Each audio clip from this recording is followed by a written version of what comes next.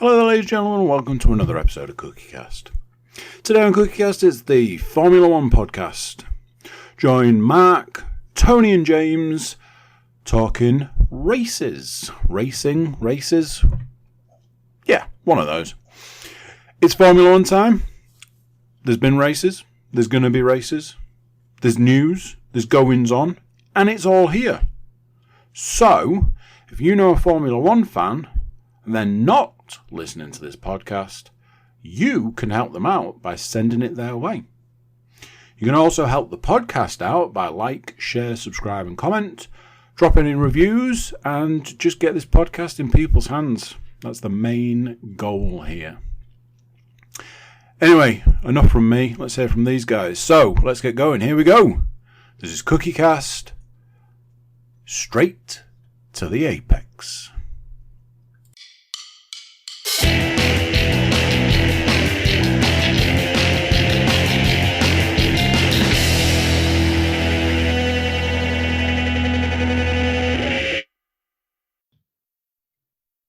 This meeting is being recorded.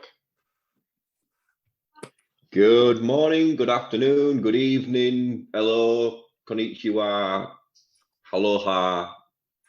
I'm trying to reach out to all the listeners that we potentially don't actually have. Bonjour. Hola. Yeah, bonjour. Hola. Hola. I thought you were going to go Truman Show then. Good afternoon, good evening, and good night. Might finish on that one, yeah. We don't know. No, let's not spoil it too much. Yeah. Welcome to episode 17 of Straight to the Apex. I'm in the driving seat today, your host, James Stainforth. On the pit wall, we've got the statistician, Oh, yeah. Him. Mark Wilkins, and Hello. Tony T. Oh,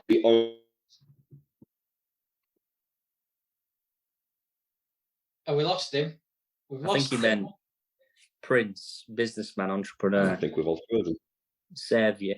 Oh, thank you, James. Yeah, how are we doing, everyone?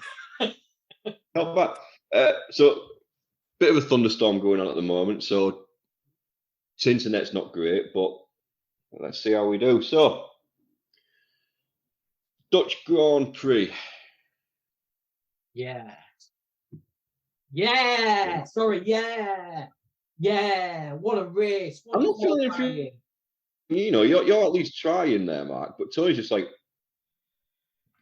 If I see another Strufel waffle being thrown down turn 3 to display its camber, then I'm going to go fucking insane.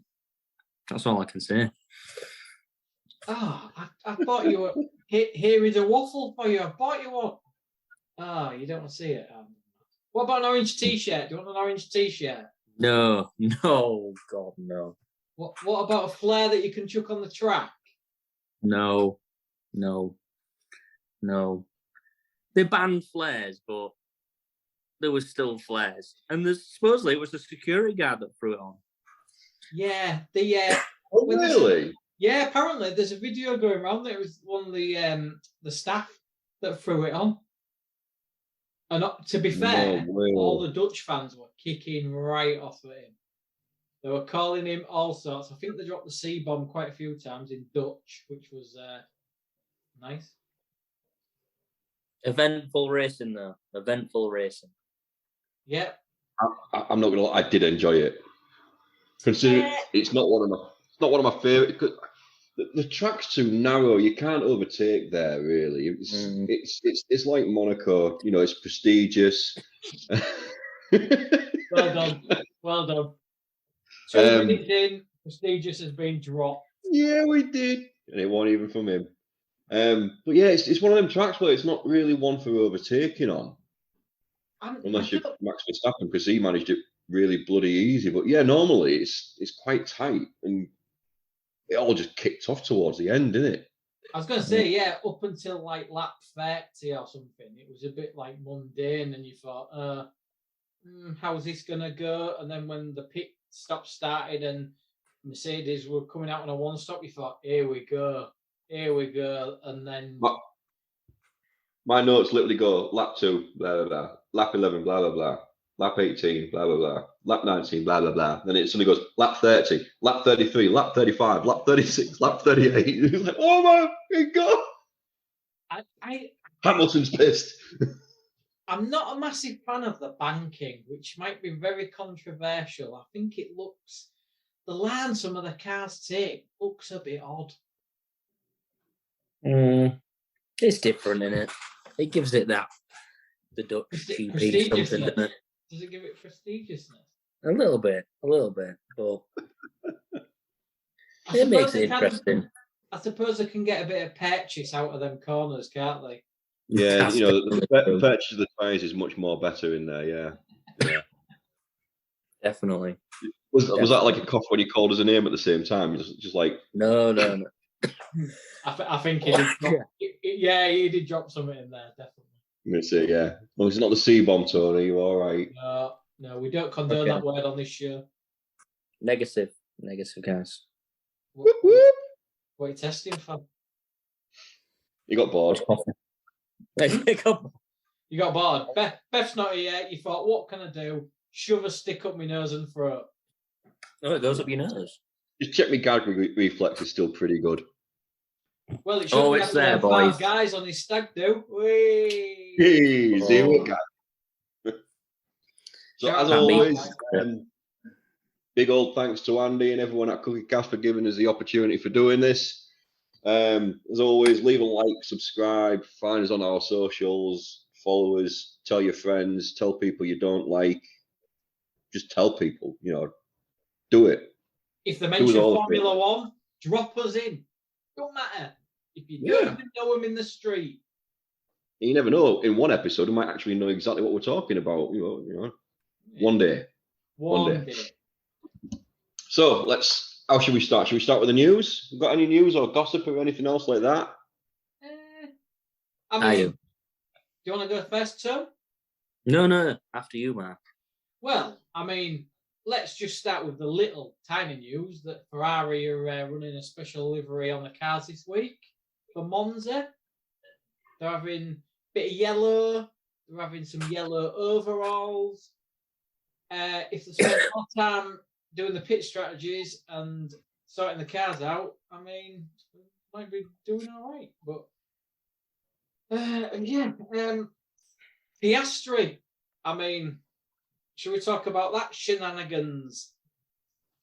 That's got very interesting in the last week, hasn't it? Sorry, pasty. Yeah, it's got very interesting. Brought to you by Greg's. Yeah. Other shops are available. Go on, James. I was going to say it was interesting to begin with. Let's call all kind of what's going to happen. Ricardo's not going to go the next day. Yeah, I'm off. Bastard. kind of thing. And then Piastri's like, Piastri is going to go there. And then all this kind of stuff started leaking out, and it's like it wasn't really a mutual kind of agreement. There was a little bit of stuff going on in the background behind Ricardo's back, and come to us. We'll tell Daniel later on.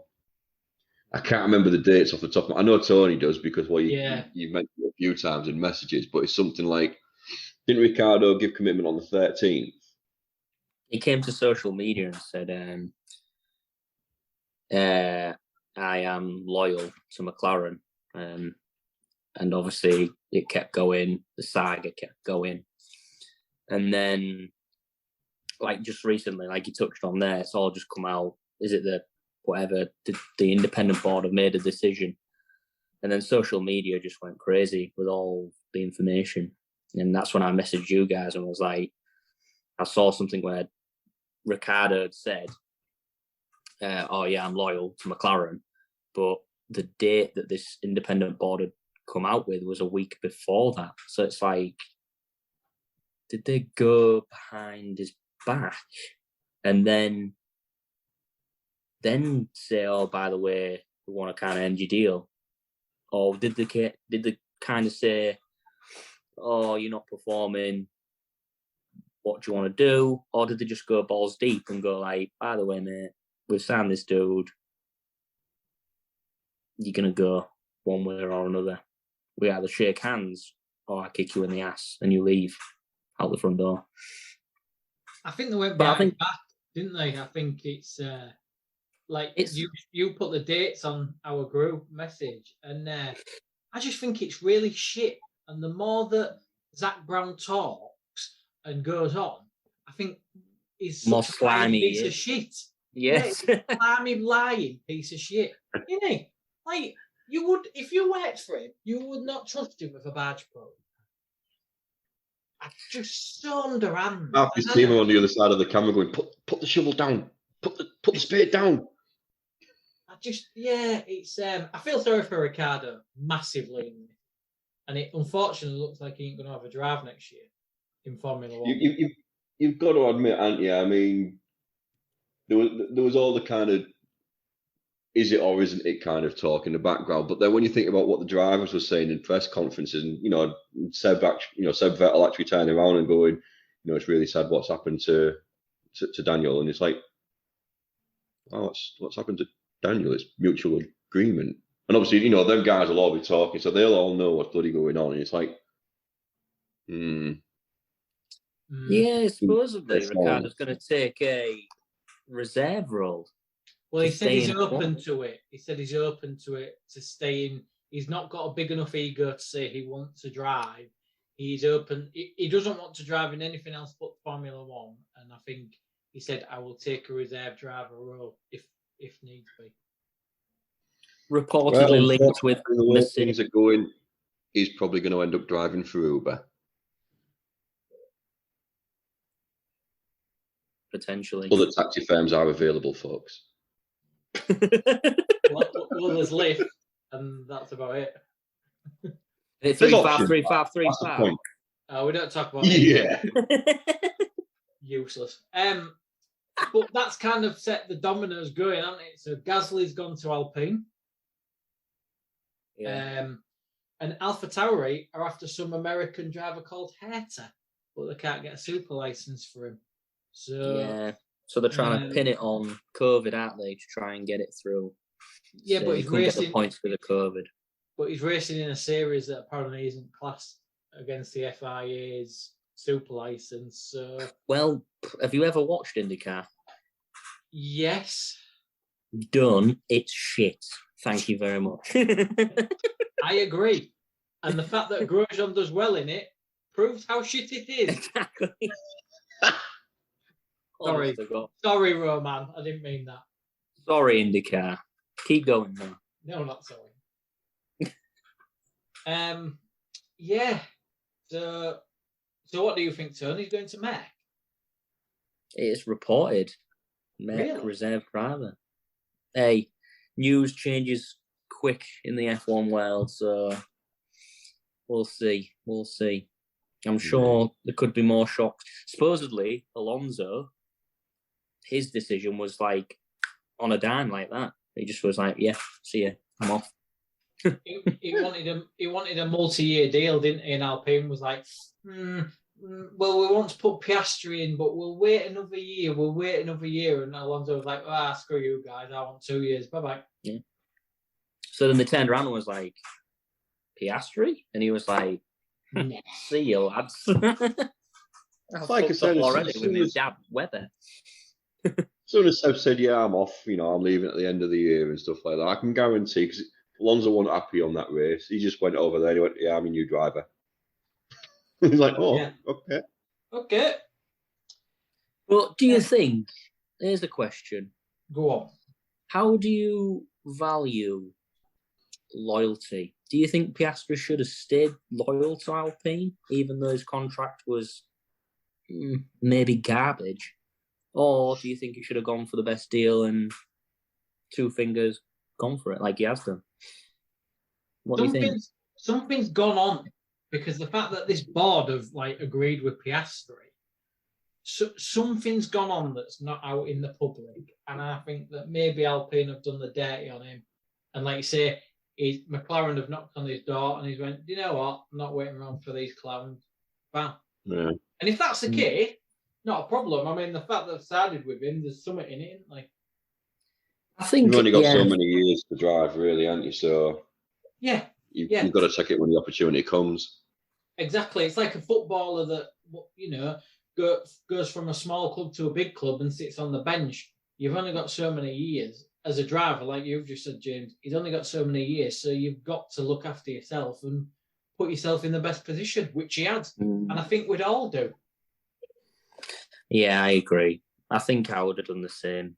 I know our loyalty's pretty up there for me, but the way Alpine have been going about their business, I think it's just a series of unfortunate events.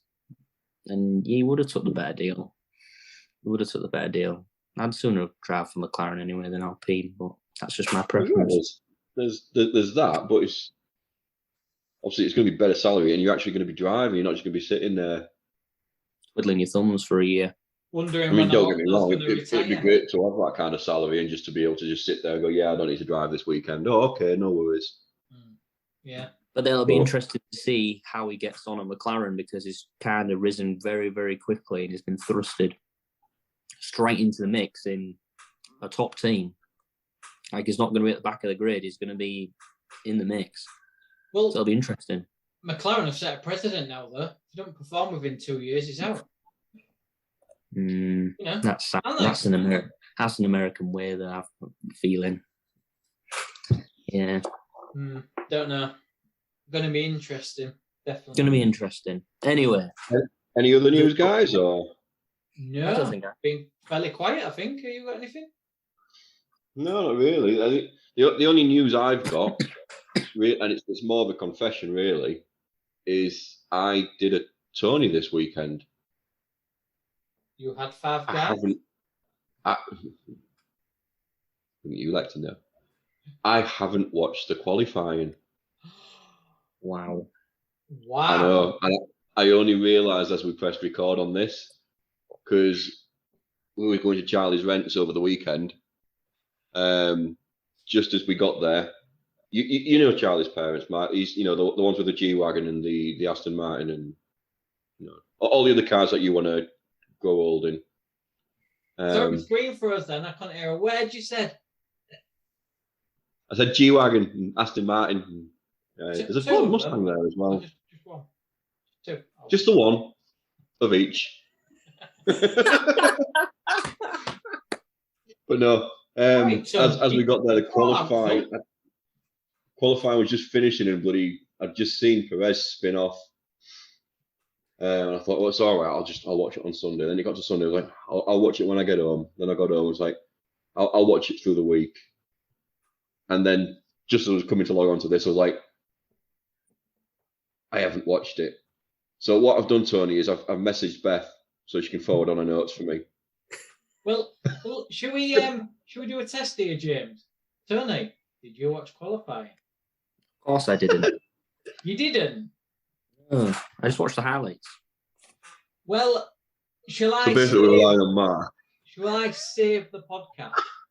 No. I watched qualifying, and sure. I can summarise it in 5 seconds if you want. Well, I was going to say. So my notes, I was struggling to write some notes for qualifying, if I'm honest. I had a bit of a research today, and I've wrote 2 notes. One of which was the red flag incident for the flare, ruining Albon's lap in Q3. Albon did get to Q3. You missed a miracle. James has covered my other note. Perez spinning cost both Max a chance of a quicker time on a fast improving track. But I don't think they had the pace. So basically, James, you didn't miss much. It was pretty much status quo Q1 and Q2. Q3, like I say, Albon got through. Some idiot threw a flare on the track. He then ruined his tyres. He started again. And Perez spinning at the end. There was a bit of talk about conspiracy. I don't think it was. I was going to say, we've got to touch on the whole kind of Red Bull AlphaTauri conspiracy at some point on this, because I mean, I've seen the memes and, the picture of Christian Horner just on the radio to Perez going, look, Mercedes are onto us, you've got to fuck up their lap. And then a comment from Perez going, no, leave it with me. He's just like, ooh.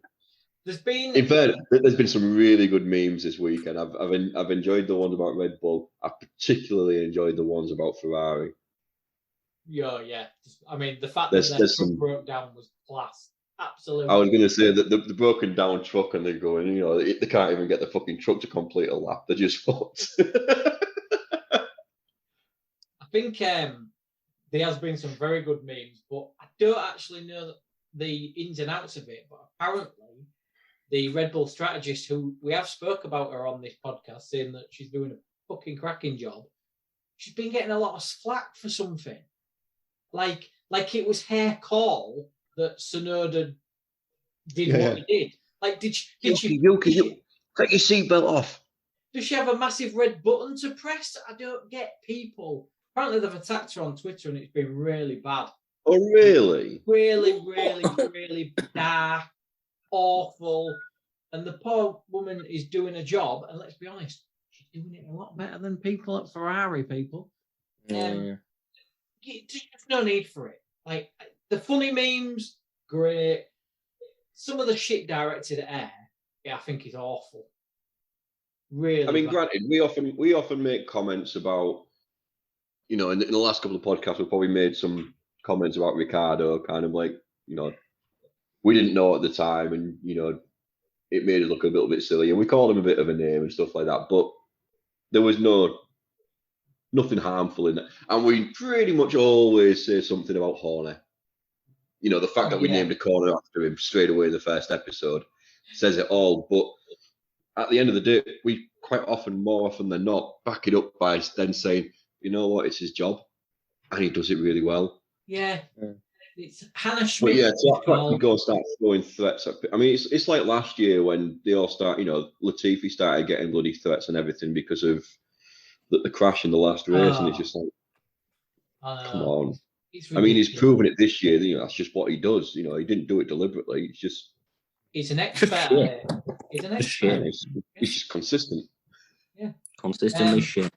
So have you got the qualifying order actually written down, or? Yeah. So it finished in Q3 with Verstappen in pole, followed very closely by Leclerc. Then Sainz in third, Hamilton fourth, Perez fifth, sixth was Russell, seventh was Norris, Schumacher was eighth, and Tsunoda ninth. Yeah, you have read it right, James. It's not a typo. I know you're going to say for number 10. It's not a typo. I'm not saying it. Go on. I don't want to. No, I don't want to. Say his name. No. You say it.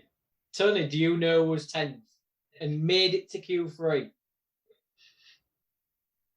I don't want to say it.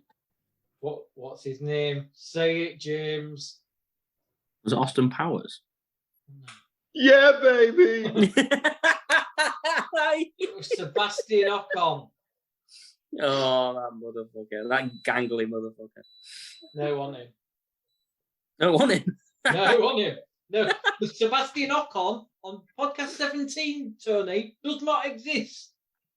No, I know that. All right, okay. I thought you were going back. Yeah, that's right, Mark. Podcast 17, and you still can't pronounce Zhou Guanyu. Hey. Oh, but then again, I can't pronounce, and I still can't say tactician. Oh, no, I did it this time. Just not at the beginning. We still can't say Lance Stroll's name, who was 10th. Well done, Lance. Well done, Lance. Daddy should be proud. Great name. Strong name. Yeah.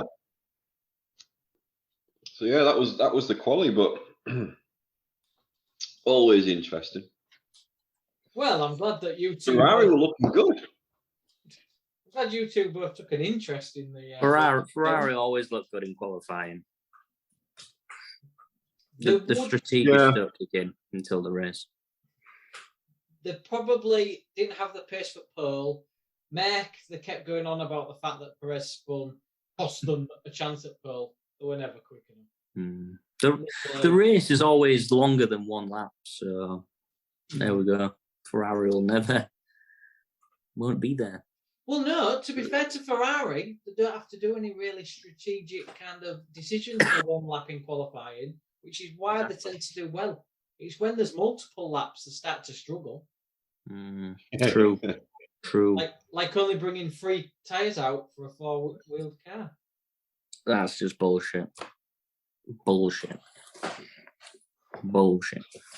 Awkward. Yeah.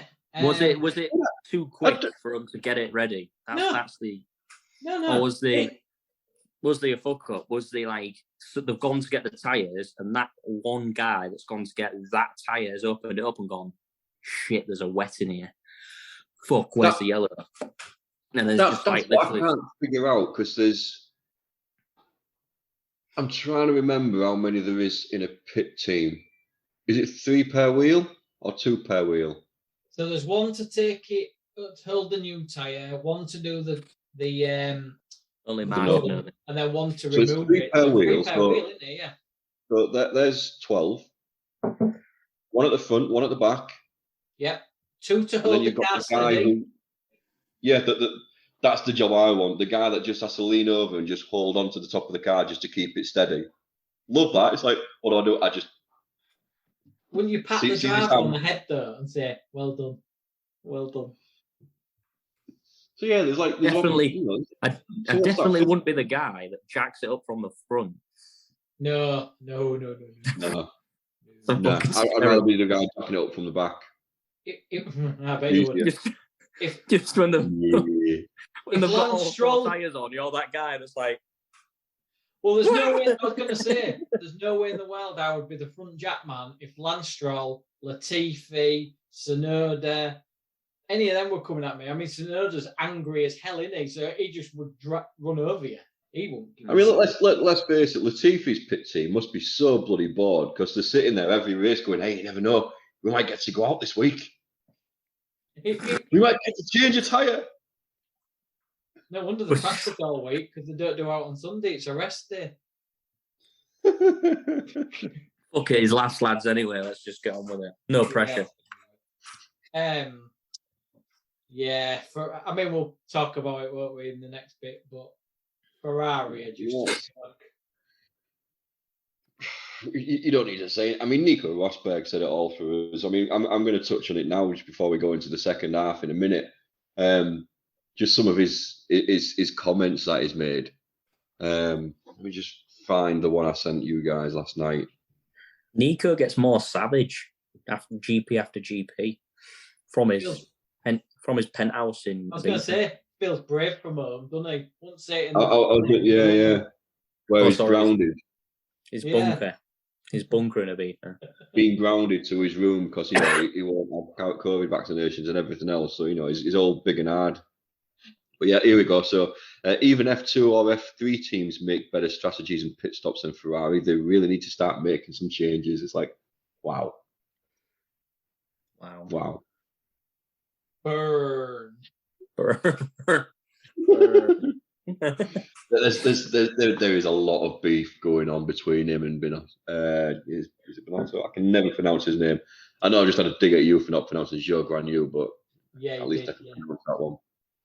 But yeah, there's some major beef going on there, isn't there? Oh, massive. Maybe it's a bit of jealousy that he never drove for the Red Scarlet car. Well, I mean, he beat 7-time world champion Lewis Hamilton. Even though Lewis Hamilton hadn't won it 7 times at that point, so he didn't really. No. Tosser. Do you want to quickly do the predictions of the race, James, before we take a break? Should we get that out? Yeah, let's touch on. Have either of you guys looked at it? Yes. Have you, Tony? I looked at it directly as I was watching the race. And so you haven't when looked at it since? The predictions. So, at the start of the race, it was me and Mark joint top with 28 points. Tony was 1 point behind at 27. We all had Max on the win. Yep. I had Hamilton and Perez. And at one point, it was looking pretty juicy. Mark, you had Leclerc and Perez. Tony, you had Perez and Leclerc. So I was sitting there at one point thinking, "Oh, I'm going to storm this. It's looking brilliant." And then all shit kicked off. And in the end, only Max from our predictions did anything. So it gave us all 3 points. Well, Tony got an extra Tony point. also got Leclerc as well. Yeah. Because he's a dick.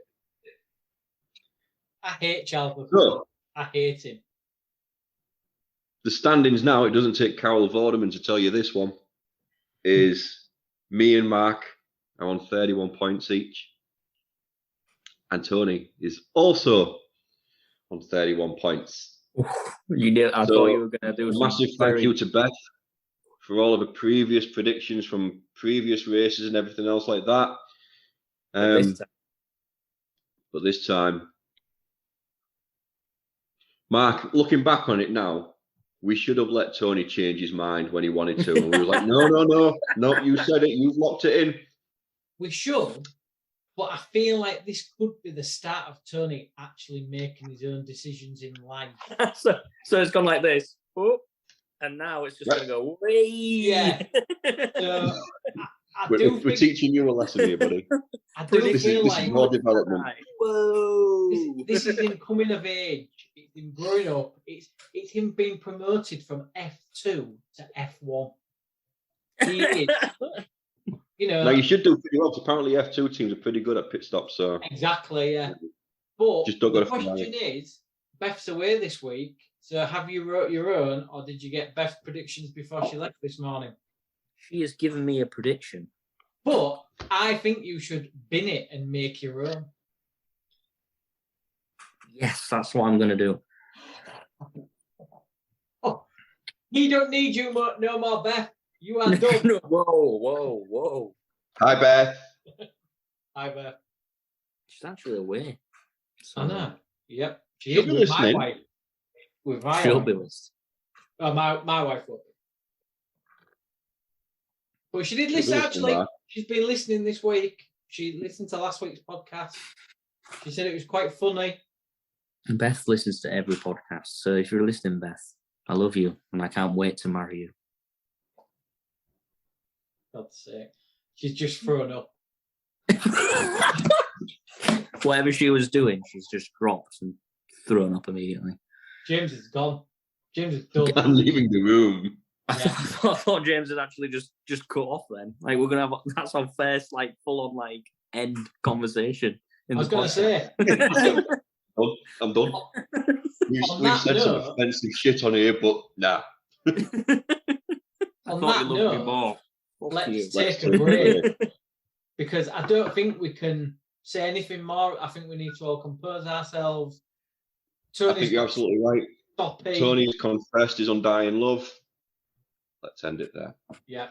See you on the other side. Speak to you shortly. This meeting is being recorded. Welcome back. Part 2, episode 17, straight to the apex. I'm still James, Mark's still Mark, and Tony's still late. So, in the time it took Mark to download the first half so that we can send it on to the lovely people of CookieCast, I've myself personally have finished washing the pots, I've cleaned off the hob, and then spent a few minutes on TikTok. Oh, and I've made myself a drink. Now, this was all in about 5 minutes. Mark, what have you done?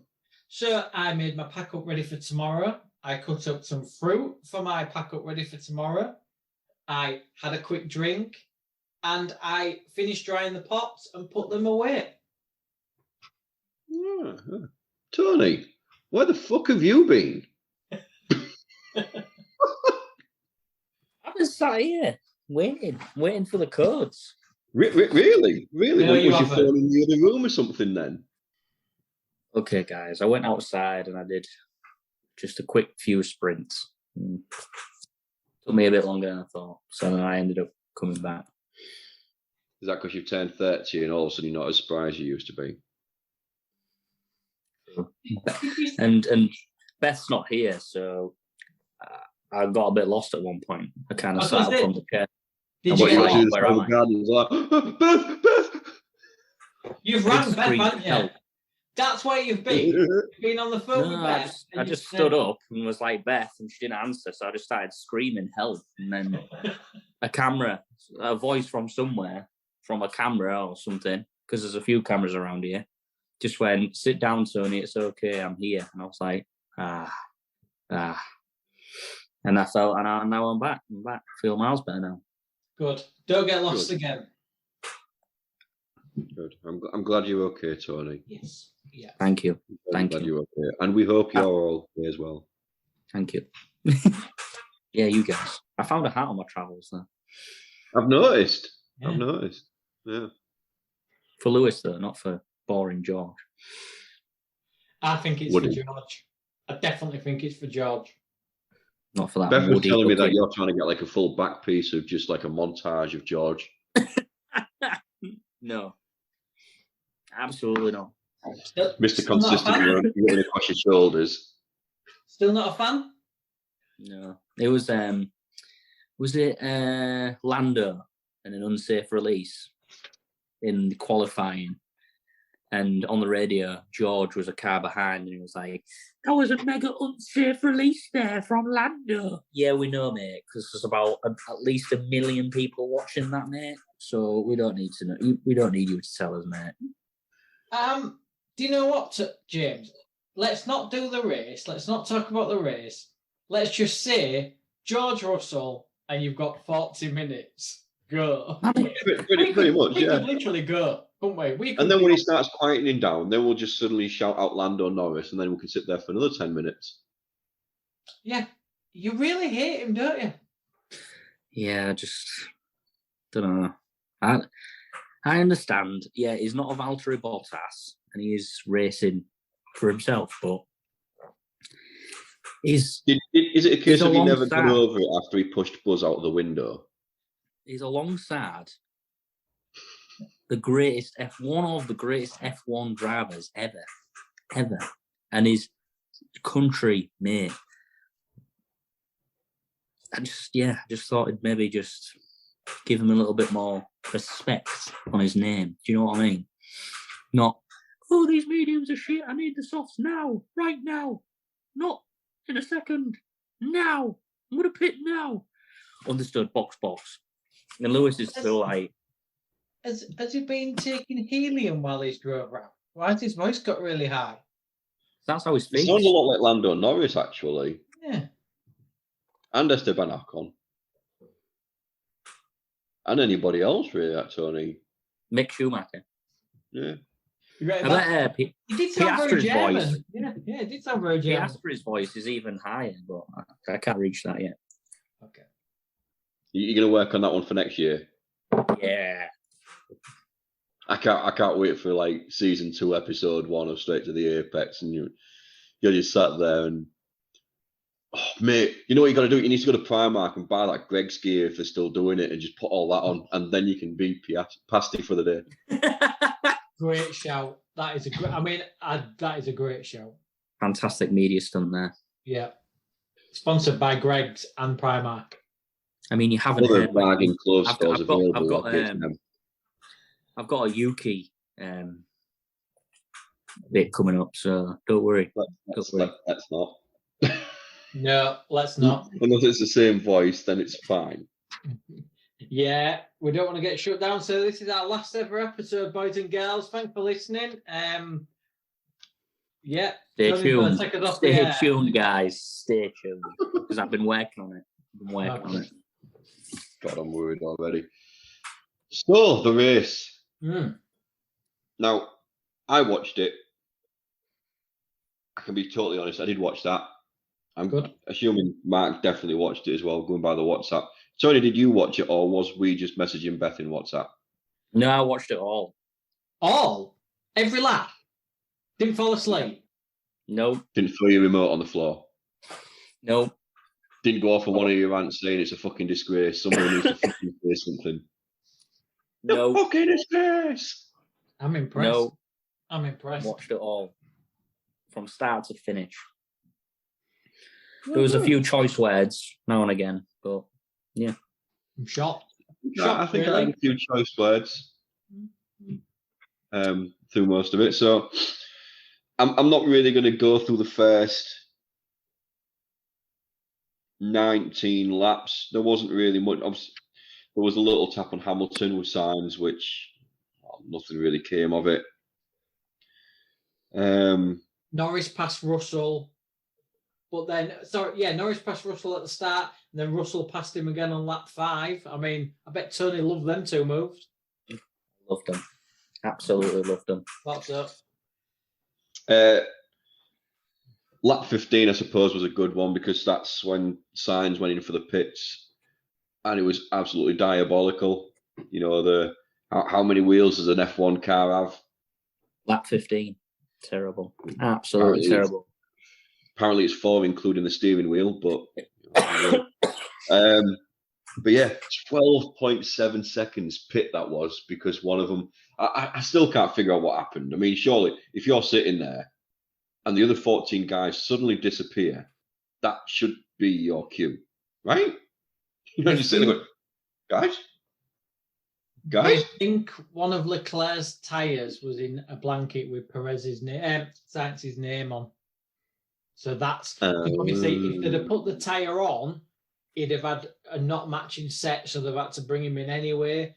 So apparently someone had packed the tyres wrong, and it was better to wait even for 12.7 seconds than to pit twice. Come in and have another 19 seconds on top of it, yeah. But I mean, that was one of the catalogue of errors that Ferrari did this year because his other pit stop weren't great, was it? Because he got an unsafe release. Yeah, there was that, and the that gun on that rear wheel.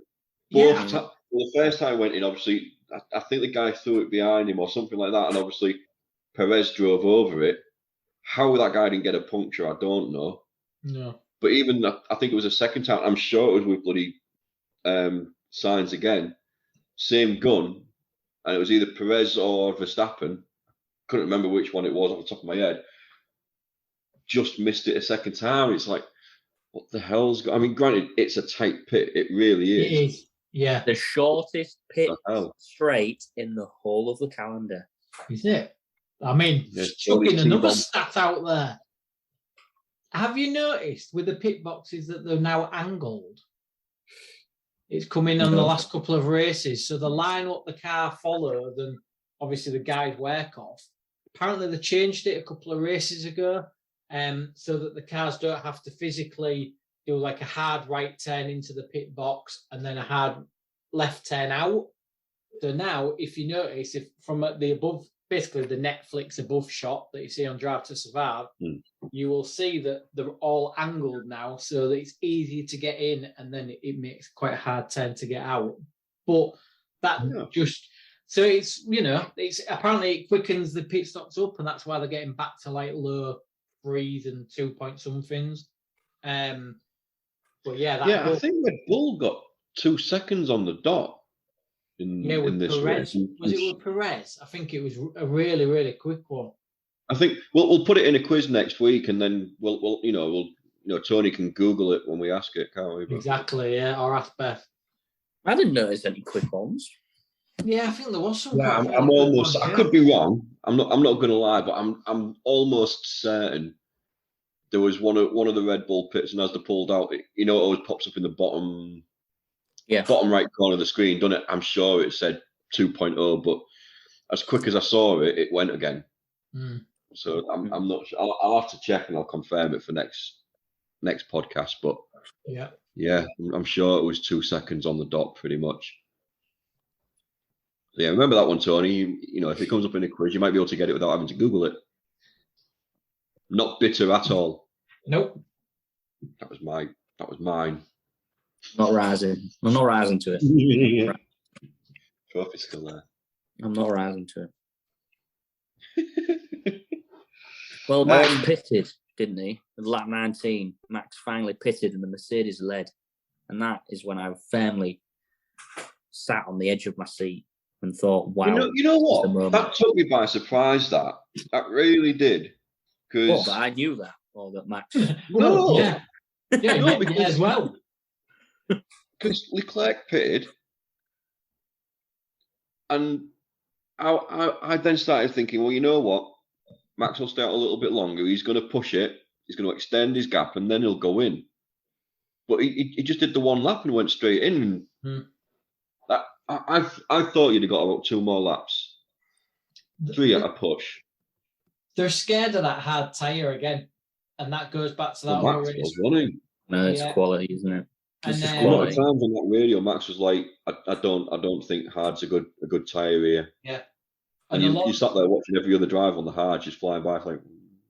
Alonso was the first one again, wasn't he? And as soon as his lap times, because they said on the commentary, because it was Jensen this week on Sky instead of Martin, so they couldn't get any purchase of the tyre quotes in. Nobody said that today. No, but like as soon as Alonso got in, they was like, right, let's watch these lap times, and he just got faster and faster and faster. And I think Merck changed their strategy then, because I don't think they had that in the pocket. I don't think they thought about doing that at all. I think they changed it on the fly and went, let's drag it out. Just do it. And like I say, Max was like, I don't want that tyre. I don't want it. And it was the best race tyre. If it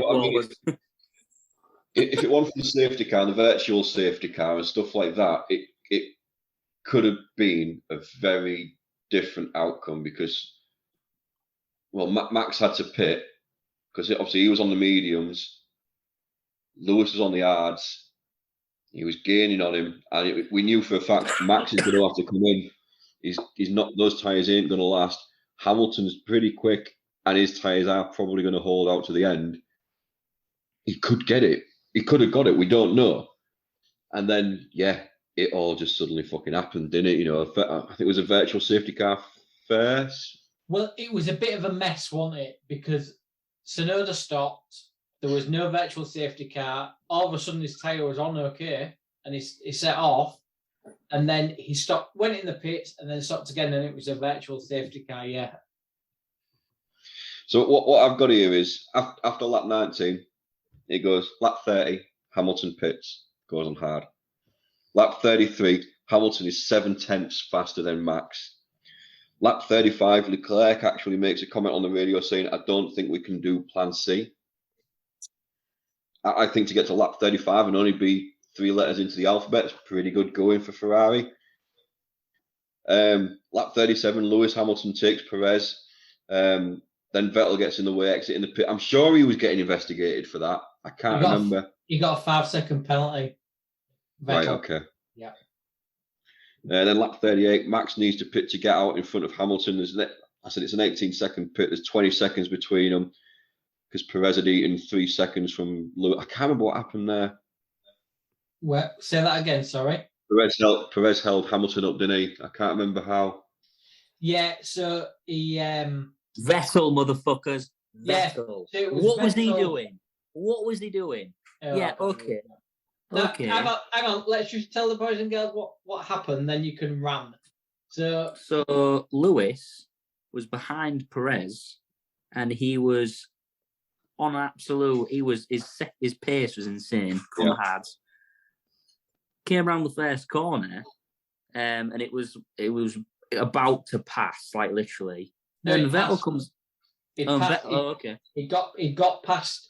I think he tried on the lap before, and I think Perez had done his ultimate super defending like he normally does when it's Lewis Hamilton behind him. Yeah, I remember now. And then Vettel pops out the pits and decides goes back in time, fucking 4 or 5 years, and decides to whoa, I'm racing now. I think guys, Vettel, whoa. yeah. I think Vettel did more damage than Perez. But why did he pull over? When watching it, I don't know. Well, when I was watching it, I was like, I don't think there's really much in it. He was coming out of the pits. He didn't really have much space to go. But then when I started, he's ignoring flags, and he's like, oh, okay. Well, he's coming out the pits. The team should have told him, look, you're getting laps, mate. Just hang back and let them go by. But it was like your fault's not with them. It was like 4 corners. I think Vettel didn't know or was a bit unsure, and the team didn't help him out there whatsoever. But then equally, use your mirrors, have a look. And Perez very nearly got back past Hamilton. And I don't know how he didn't. I don't know if Lewis shut the door on him. But at first I thought, oh, Perez is doing him. He's done him. And then Hamilton come over. and he stayed in front. But yeah, it was a bit odd. Them couple of corners. Yeah. Yeah. I think lap after that, Russell took Perez. Yeah. Good bit of news actually to give, and I thought it was a nice little thing. Lap 40, so Max Verstappen actually surpassed Niki Lauda in that lap for the laps led in a race. So he's now just in the top 10 of drivers to lead laps. That's a bit ominous, isn't it? If Red Bull carry on the way they are. Bit crazy. It's scary. And then lap 44. So, Tony, what have you got for us about Yuki Tsunoda? Well, basically, there's videos going around where you can watch from his cockpit for the whole thing. And you can listen to the radio for the whole thing.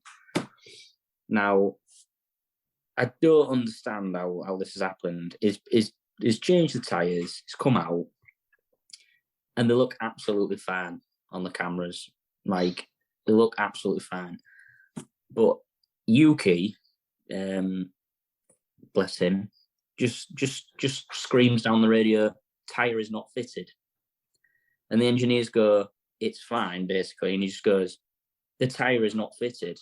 And they're like, there's nothing on here to say that there's a problem. And then he just screams, tyre is not fitted. So then they just like pull the car over. And you can hear it in their voice, like, you're a fucking bullshitting us, mate. Just fucking pull over. There's us and millions of people at home can see the tyre is absolutely fine. So then he suddenly decides that he's going to get out. He just goes, retire. As if, I don't know, he needs to learn English or maybe a little bit better than he is at the minute. But to be honest, he needs a better fucking attitude, to be honest, because he just keeps going on and on and on and on. And then they're like, there's no problem, just carry on. So then he carries on, but he's already undone his belt. So then they tell him to come back into the pit. He comes back into the pit, and it's all fine. And then them trying to get the belt fastened again.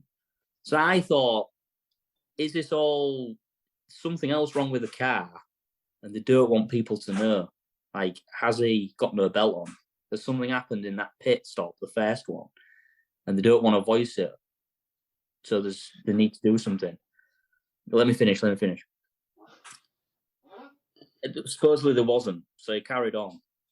But there was still an issue. So they just told him to pull over and get out. I've scoured everywhere. Like, I've looked on social media. I've even gone back to the X-rated websites. And I've typed in Yuki, and I've typed in Dutch. And let's just say, guys, it's not a pretty site. I'm not into that kind of thing. Anime is not my forte. It's not there. The answers are not there, guys. Don't go there. It's a conspiracy, and there's a lot of people out there saying it's a conspiracy. But there's no reason to say why they've stopped. They're saying it's something to do with a differential, which they. But it's still so fishy. It's unreal. And there's people out there going, Red Bull don't need any help. They're already winning.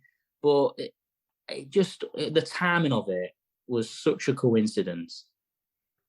I think it just happened. I don't think there's no conspiracy, because if it was Red Bull orders, they're going to be kicked out for the rest of the season, and I don't think anybody wants that. So I think it's just a coincidence. Did you take a breath then? Oh, no, still going. Sorry.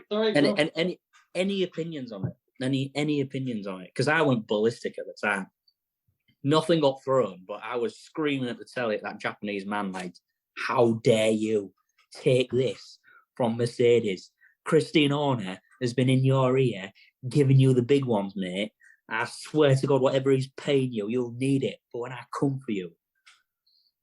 But I settled down. Andy, when you listen to this, mate, that bit there, that's the thumbnail.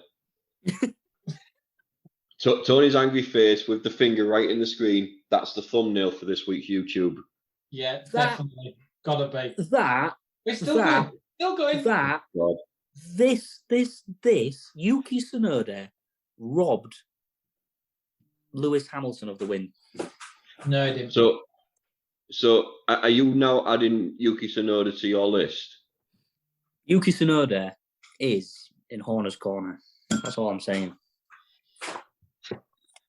I disagree. I don't think he cost Lewis the win. I think Max and the Red Bull was too quick. Even if he'd have pitted an extra time, he'd have probably got that 18, 19 seconds back. And I think the best Lewis was looking at is second. Yeah. I agree something was dodgy. Like, why say that your tyre's not on? Stop, undo your belts, drive for a lap, come back in, change the tyres. Like that would solve it.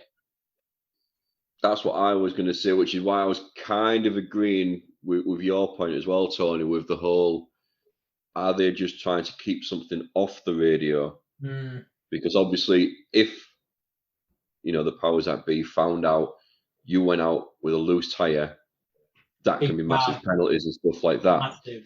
Yeah. Whereas if you say on the, you've got the driver going, tyre's not fitted, and then the pit going, it is fitted, it's fitted, keep going. They can see the exact same thing that he can see in that. Granted, he can feel it in the cab, but they've got the same sensors. So then they make him drive and they're like, yeah, come in. And then, like you just said, they changed his tyre, so maybe the tyre wasn't fitted. Because he drove slowly as well. If the team had said your car's fine, the tyres are on, he would have gone full pelt. But he crawled around that lap, and I feel exactly what James has said. I think the tyre was off, but because of the budget caps and everything else in Formula One this year, I don't think they wanted that fine. And just to add a little bit more, has anybody seen Yuki's interviews after the fact when they're questioning him on it? Was he wearing a Red Bull hat? No. It was a very generic answer. It was very scripted, wasn't it? Very scripted. Like, Yuki, you will say this. Yeah. And they were like questioning him, and he was just like repeating the same thing. And honest to God, it was written on his face like something was up. It was written on his hand because he just read the same statement word for word. I didn't do it. It wasn't a conspiracy. In his other hand, there's a signed copy of Wannabe by the Spice Girls.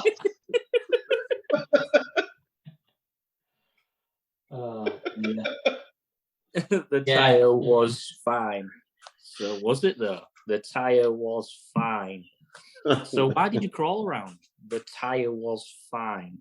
How do you feel about the Dutch? How do you feel about the Dutch GP? The tyre was fine. I've run out of things to say. What do I say now? Just stick to the script, Yuki. Whoever's nice today, innit? The tyre was fine. The tyre was fine. Thank you. But no, that didn't lose the race for Lewis. No. Just the poor tactics. Simple as. I think it robbed us of a really good tense race. I was going to say, the last couple of laps, I mean, what was it? There was only about 4 or 5 laps left, weren't they? And obviously I was watching at Charlie's parents, and her brother was there. And he's a massive F1 fan. And as soon as it was all pitting and stuff like that, and Hamilton didn't, he turned around and he went, Hamilton's going to come out of this fifth or sixth. He said, because they've all gone on softs and they're going to plough through. And Verstappen did. He flew by. I don't even think he made 3 corners after the safety car pulled in. He overtook him on the line, literally as the start finish straight. He'd caught him and passed him. But on Hamilton, obviously, I don't know why Hamilton didn't wait, because Hamilton's the one who can decide when race starts again. Why didn't he just wait until he got to the other side of that straight and just go for it? It would have only delayed the inevitable, but you don't know, do you? But on the tyre choice, do you think Mark messed up? Or do you think that because it's harder when you're first, do you make that call and come in and everyone stays out? Or do you stay out and everyone comes in behind you? Do you think that, again, a bit like Abu Dhabi last year, do you think it was a bit of an impossible situation? Or do you think Mark messed it up big time? I think Mark messed it up. And I think it's on the back of instances like Abu Dhabi, because, at Abu Dhabi last year, it was a case of you go in, you're damned. You don't go in, you're damned. Because of how it's all going, whatever you do, you're fucked. Yeah. So your better option was staying out. And I think since then, I don't know, maybe Mark have just been a little bit, similar to Ferrari not wanting to really double stack anymore. Maybe Mercedes are just a little bit nervous. But yeah, they should have done it. It wouldn't have got on the win. No way. Because obviously Max was on softs and everybody else was as well. So it probably wouldn't have got on the win, but it would have at least got Mercedes another double podium. All right. So on that point, Tony, you can answer this one. On that point, should they have let George Russell call his own tyre choice? Ooh, that's a good question. You got a friend in me. I think yes, in the opportunity that he had when he asked for it. I think on television, I think the recording over when he comes in behind Ocon, I think that's the wrong timing. I think the radio message has already been done before that. I think when he said that, the opportunity, I think, let's give George his dues here. I think he foresaw what was going to happen, and the opportunity was there to pit, and he did it, and it worked. Mm-hmm. If it had been rolled reverse, would have been Lewis was third and George was first, Mark could have done exactly the same thing. Exactly the same, correct. And I think Toto said it after the race. He said, look, it was an impossible situation. And I think they weighed everything up and they went with the way that they went. Was Lewis ever going to win from that position that he was in? If they pitted both, I think they would have really put the podium in jeopardy. Keeping Lewis out in the position that he was and pitting Russell at the time that he did, that was the best. That was the best option. And unfortunately for Lewis, he was the one. He was the biggest one that he was the one that got hit hardest, really. Which, if he'd have come in, what's to say, he would have done a bit better. With so many laps remaining. I think at the time, though, tension, pressure, he was pissed off and he was kicking off on that radio. And I think after the fact, like we've just discussed now, I think he had the same thoughts. It was an impossible situation, but he really did kick off on the radio. Jesus. Well, I was going to say that's the only other thing I was going to touch on there. The comments over the radio, they were colourful. It was stuff. I can't believe how much you guys have fucked me. Yeah. And then they nearly collided. Well, yeah. I mean, that was very close when they overtook. Oh, yeah. Yeah. I think that the virtual safety car robbed us of a really good race. The safety car literally put a massive nail in it. When Bottas. Yeah, that just finished it. Well, that's when they all came in and went soft, wasn't it? And especially because Bottas stopped on the pit straight and they had to all go through the pits. It also surprised me how long it took them before they decided have the safety car driving through the pit. Didn't get that. There was about 2 or 3 more laps where they was driving around. I'm like, what you doing? He's pulled up right on the straight. You've got to have him go through the pit to go around him.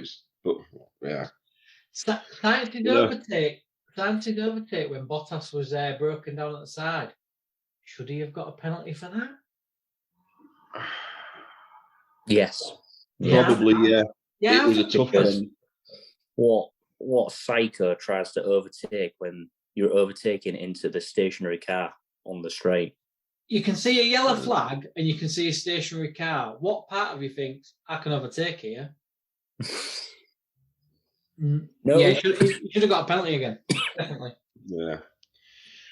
So after that racing, guys, so the standings after that, so obviously Verstappen won it, no shit. Russell was second, Leclerc third, Hamilton fourth, Perez fifth, Alonso sixth, Norris seventh, eighth Sainz, 9 Ocon, and 10th. I don't want to say it, but I'm going to have to Stroll. Yeah. Let me find the standings for you. So Verstappen's on 310 points now, lads. He's won it. Leclerc's on Leclerc even. Yeah, he does shoes as well. He's on 201 points. So's Perez. Russell's on 188, Sainz 175, Hamilton 158. For the constructors, again, Red Bull's pretty much got it in the bag, 511 points. Ferrari's in second with 376. Mercedes are only 30 points behind, so it really is just a fight for second for both the driver and the constructors now. That's pretty much it. Definitely. Pretty much it. So next race is the Netherlands. Nope. No, it's not. Sorry. I'm looking on my wrong tab there. I thought that was a familiar date. I'm like, it is Italy in Monza. A very prestigious race. Very, very prestigious track indeed, Tony. You're absolutely right. Least amount of corners. That was also a quiz question, wasn't it? Monza? Yeah. Yeah. And because of that, the purchase of the tyres is very good. Yep, exactly. Supposedly the downforce is very good. It's a fast circuit, so it's 53 laps of speed, the temple of speed. I've got some questions just before we get there. Okay. Can Max break the race win record? Yes. With 7 remaining, he's won 10. I think he needs. Excuse me. I think he needs. Is it 3? 4? Oh, yeah, he's probably done it. Yeah, he's done it. Yeah. Okay. And next question.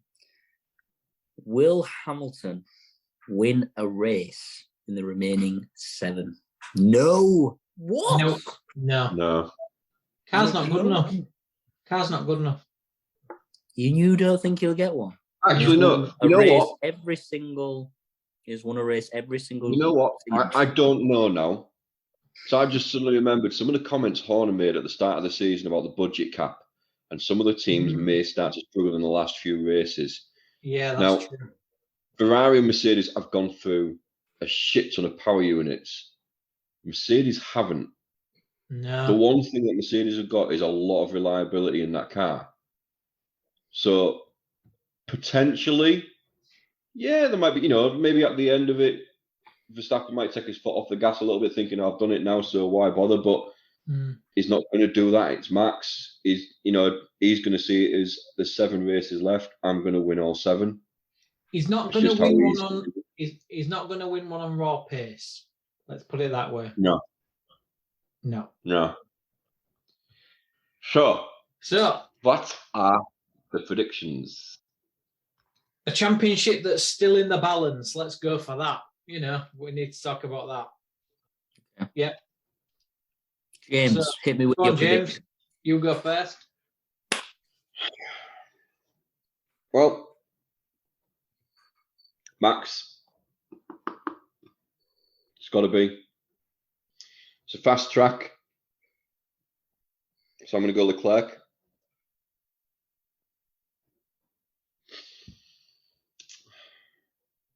And I know what you're going to say, Tony, but I'm going to do it anyway. Lando. Ooh. No, Hamilton. Yeah. You got yours turn, or do you want me to quickly go? You go. So, Verstappen, Perez, Leclerc.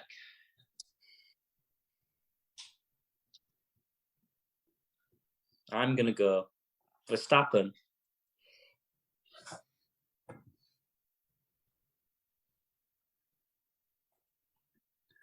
Perez Leclerc. The same as me then. I'm going to say it's the same as that. Change it. I'll change. Do you want me to change it due to No. You know, if that's what Beth wants. Yeah. No, actually, Beth said Max Leclerc Hamilton. Ooh. I'm going to write that one down. I mean, I can change. I'll just put in the notes there next to my initials. I'll just put plus B for Beth because that's the same as mine. So yeah, right. Interesting. Yeah. In that case, guys, I think we're good, don't you? I don't know. I might do. Shall I go Hamilton now, Tony. No, we're locked in now. Yeah. That's it. Yeah. No. No means no. Hamilton's going to win a GP. And when he does, I'll be there. So 3 motherfucking points. And it'll be 2023.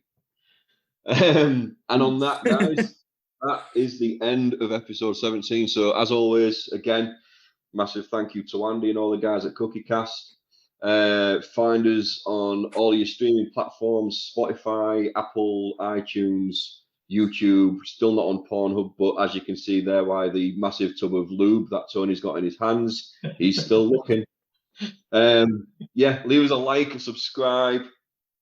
Tell all your friends, your mums, your dads, your grannies, your aunts, your uncles, your dogs, the window cleaner. Maybe he's your dad, you don't know. But yeah, share the love, guys. Eddie. And we'll speak again soon. See you later. See you later, lads. Vista, baby. So there you go. What do you think of that? Another one done. More races gone, more races to come. Big thank you to these guys for bringing you guys the Formula One news, race reviews, and everything in between. Big thank you to you for listening and watching. Before you go, please do consider like, share, subscribe, and comment. Drop any reviews you want to drop. If you've got a fan of Formula One in your life and they're not listening to this, you could be their hero by sending it their way. You can also check out our website, thecookiecast.com. There we've got social media links and an email button for you to get in touch with us, and namely the Formula One boys. That's it for this one. Till next time, I'm going to say bye, and I'll see you then.